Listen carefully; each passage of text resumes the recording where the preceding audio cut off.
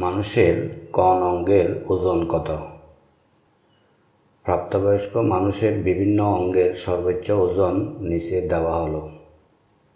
মানুষের নাকের ওজন 8 গ্রাম, মানুষের চোখের ওজন 15 গ্রাম, মানুষের কানের ওজন 17 গ্রাম, মানুষের জিহ্বার ওজন 70 গ্রাম, মানুষের কিডনির ওজন 150 গ্রাম, মানুষের পাকস্থলীর ওজন 200 গ্রাম, মানুষের হৃৎপিণ্ডের ওজন 300 গ্রাম, মানুষের মস্তিষ্কের ওজন 1350 গ্রাম, মানুষের কলিজার ওজন 1500 গ্রাম।